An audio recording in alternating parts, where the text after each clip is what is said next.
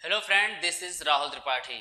I am from imbibe English classes. आज एक बार फिर आपका स्वागत है इम्बाइब इंग्लिश क्लासेस के इस नए वीडियो लेक्चर में। देखिए, आज हम इस वीडियो में देखने वाले हैं फ्यूचर इंडेफिनिट टेंस के सेंटेंस के बारे में कि फ्यूचर इंडेफिनिट टेंस का सेंटेंस क्या होता है, किस तरह से हम पहचानते हैं कि ये सेंटेंस फ्यूचर इंडेफिनिट टेंस का सेंटेंस है और क्या रूल होगा, क्या स्ट्रक्चर होगा इस टेंस के सेंटेंस को बनाने का। चलिए देखते हैं। देखिए, फ्यूचर इंडेफिनिट टेंस का सेंटेंस वो सेंटेंस होता है जिस सेंटेंस के लास्ट में मुख्य क्रिया के साथ यानी मेन वर्ब के साथ गा, गे, गी का प्रयोग हो यानी सेंस बन के आता है, फॉर्मेशन बन के आता है, वो सेंटेंस फ्यूचर इंडेफिनिट टेंस का सेंटेंस होता है। जैसे यहाँ पे देखिए दो तीन सेंटेंस लिया गया है फॉर एन एग्जाम्पल। पहला सेंटेंस क्या है, राम मैच खेलेगा। नेक्स्ट सेंटेंस क्या है, मैं स्कूल जाऊंगा। और लास्ट सेंटेंस क्या है, वह किताब पढ़ेगा। अगर हम इन तीनों सेंटेंस के लास्ट वाले पार्ट पे फोकस करते हैं तो देखिए तीनों सेंटेंस के लास्ट में क्या आया है, तीनों सेंटेंस के लास्ट में गा, गे, गी का फॉर्मेशन बन के आया है यानी सेंस बन के आया है। और ये जो सेंस बन के आया है गा, गे, गी, ये मेन वर्ब के साथ लग के आया है यानी मुख्य क्रिया के साथ लग के आया है। तो इसके वजह से ये तीनों सेंटेंस कौन सा टेंस है, ये तीनों सेंटेंस फ्यूचर इंडेफिनिट टेंस का सेंटेंस है। तो इस तरह से हमने जाना कि क्या पहचान होता है इस टेंस के सेंटेंस को पहचानने का।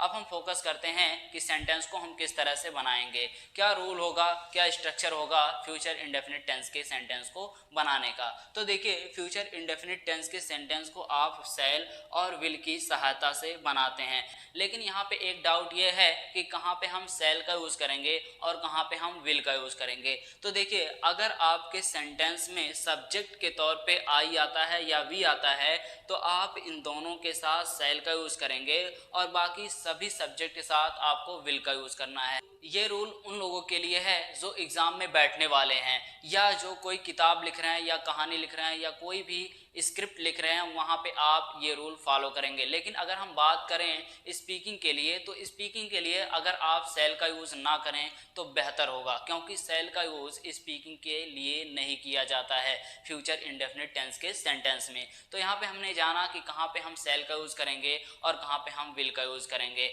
अब हम बात करते हैं सेंटेंस स्ट्रक्चर पे कि सेंटेंस को हम किस तरह से बनाएंगे स्ट्रक्चर को फॉलो करके। तो देखिए, अगर आपका सेंटेंस अफर्मेटिव का सेंटेंस होगा तो आप सबसे पहले सब्जेक्ट का यूज करेंगे, उसके बाद सब्जेक्ट के अकॉर्डिंग विल या शैल, इन दोनों में से किसी एक का यूज करेंगे। ये डिपेंड करता है सब्जेक्ट के ऊपर। उसके बाद वर्ब की first form plus objective part और लास्ट में फुल स्टॉप लगा देते हैं तो आपका सेंटेंस क्या हो जाता है, कंप्लीट हो जाता है यानी रेडी हो जाता है। चलिए हम इन तीनों सेंटेंस को इन स्ट्रक्चर के यानी इस स्ट्रक्चर के अकॉर्डिंग बनाएंगे। क्योंकि ये तीनों सेंटेंस फ्यूचर इंडेफिनिट टेंस के होने के साथ साथ अफर्मेटिव का भी सेंटेंस है। जब ये सेंटेंस अफर्मेटिव है तो इसको हम बनाएंगे अफर्मेटिव के स्ट्रक्चर के अकॉर्डिंग। अब अफर्मेटिव का स्ट्रक्चर जो कहता है वही आपको यहाँ पे फॉलो करना है। तो सबसे पहले देखिए क्या कह रहा है, सब्जेक्ट लिखिए। सब्जेक्ट यहाँ पे क्या है, राम है। अब देखिए राम क्या है, राम यानी आई भी नहीं है, इसकी वजह से हम शैल पे बिल्कुल भी फोकस नहीं करेंगे।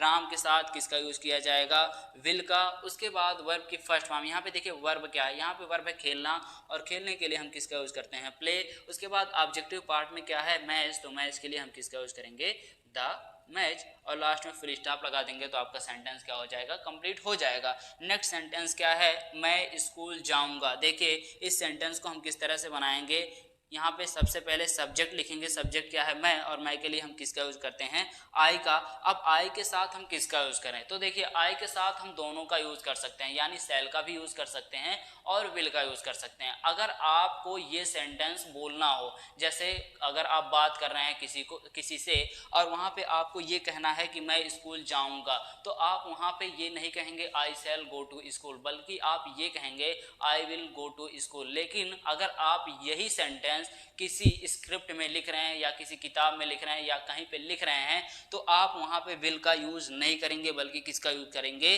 शैल का। तो अगर हम बात करें दोनों फॉर्मेशन के लिए यानी स्क्रिप्ट के लिए यानी लिखने के लिए या एग्जाम के लिए या स्पीकिंग के लिए, तो आप यहाँ पे शैल का भी यूज कर सकते हैं और साथ ही साथ विल का भी यूज किया जा सकता है। उसके बाद वर्ब क्या है, वर्ब है जाना और जाने के लिए गो।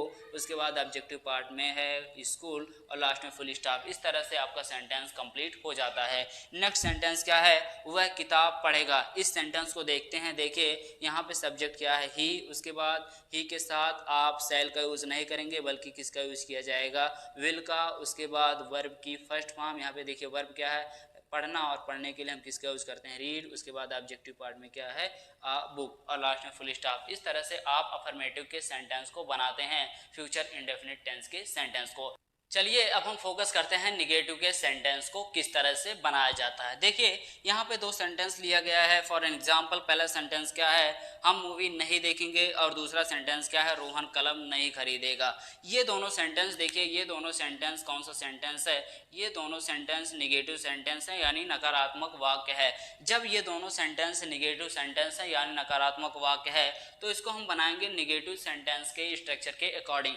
अब देखिए निगेटिव का सेंटेंस स्ट्रक्चर क्या कहता है कि सबसे पहले आपको किसका यूज करना है, सब्जेक्ट का। उसके बाद सब्जेक्ट के अकॉर्डिंग विल का और शैल का, इन दोनों में से किसी एक का यूज किया जाएगा, ये डिपेंड करता है सब्जेक्ट पे। उसके बाद आपको नॉट का यूज करना है, वर्ब की first form plus objective part, और लास्ट में फुल स्टॉप लगा देंगे तो आपका सेंटेंस क्या हो जाएगा, कंप्लीट हो जाएगा। चलिए हम इस स्ट्रक्चर को यहाँ पे अप्लाई करते हैं इन दोनों सेंटेंस को बनाने के लिए। यहाँ पे देखिए सब्जेक्ट क्या है, यहाँ पे सब्जेक्ट है हम, और हम के लिए किसका यूज किया जाता है, वी का।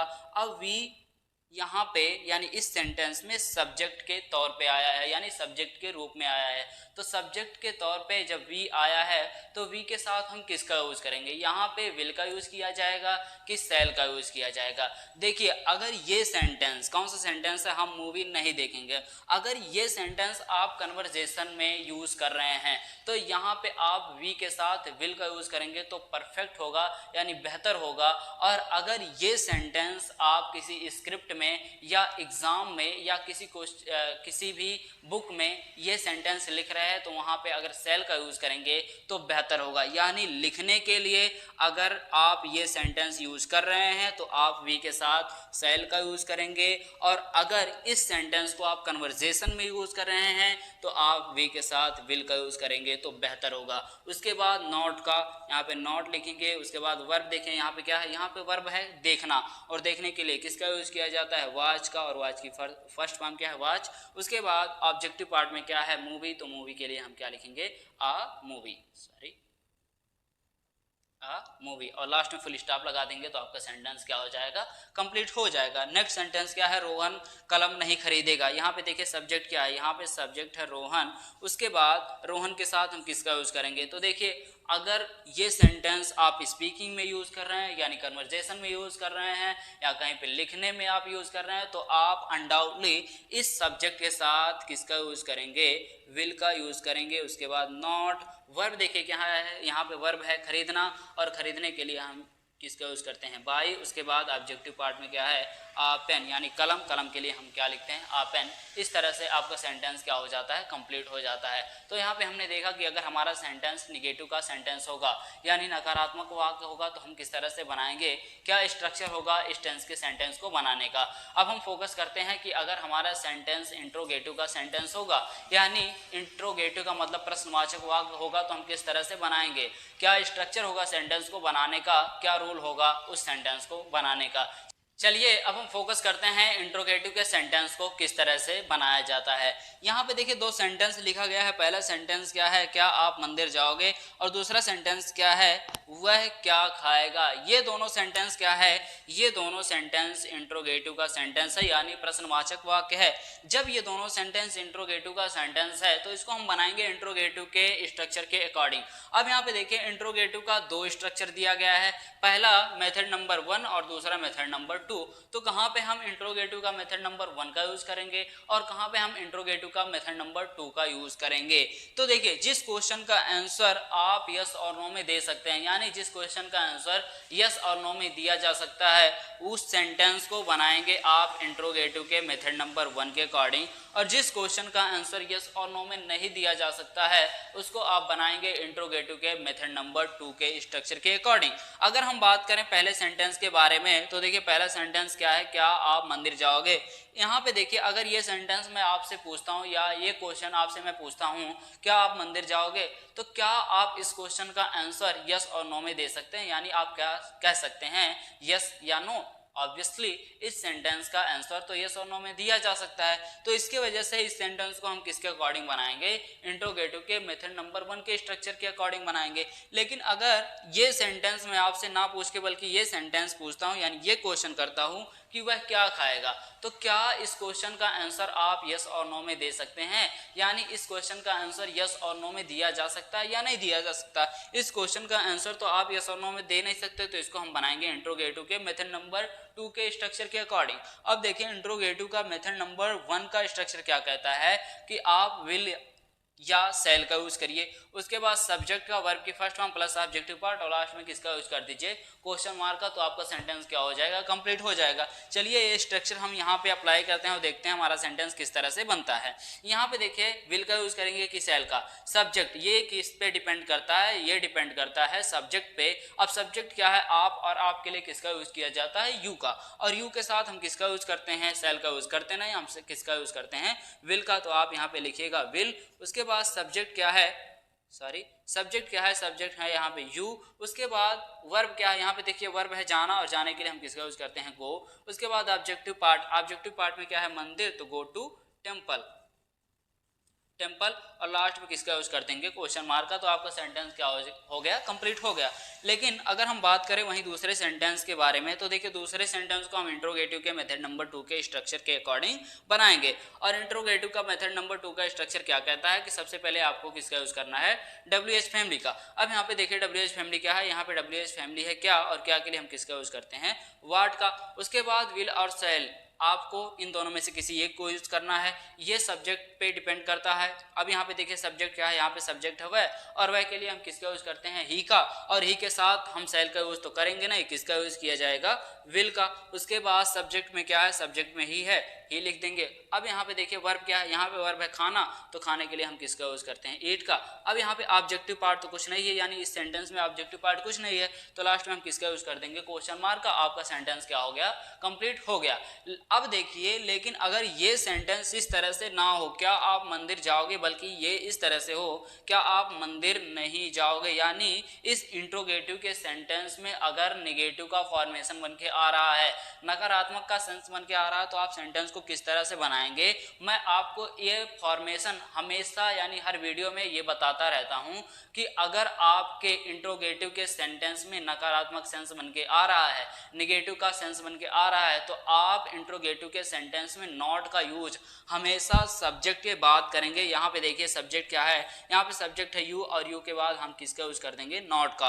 अब इस सेंटेंस में अगर ये सेंटेंस इस तरह से ना होता वह क्या खाएगा, बल्कि ये होता वह क्या नहीं खाएगा, यानी इस सेंटेंस में नकारात्मक का सेंस बन के आ रहा है, तो किस तरह से हम बनाएंगे इस सेंटेंस को, आपको कुछ नहीं करना है। यहाँ पे आपको ढूंढना है सब्जेक्ट क्या है, सब्जेक्ट है ही, और ही के बाद किसका यूज कर देंगे, नॉट का। तो आपका सेंटेंस क्या हो जाएगा, नेगेटिव प्लस इंट्रोगेटिव, यानी ये कह सकते हैं कि ये sentence interrogative plus negative sentence बन गया। तो इस तरह से हमने देखा कि क्या पहचान होता है इस टेंस के सेंटेंस को पहचानने का, और क्या रूल होता है, क्या स्ट्रक्चर होता है इस टेंस के सेंटेंस को बनाने का। फिर मिलते हैं नेक्स्ट वीडियो में नए टॉपिक के साथ, तब तक के लिए गुड बाय, थैंक यू।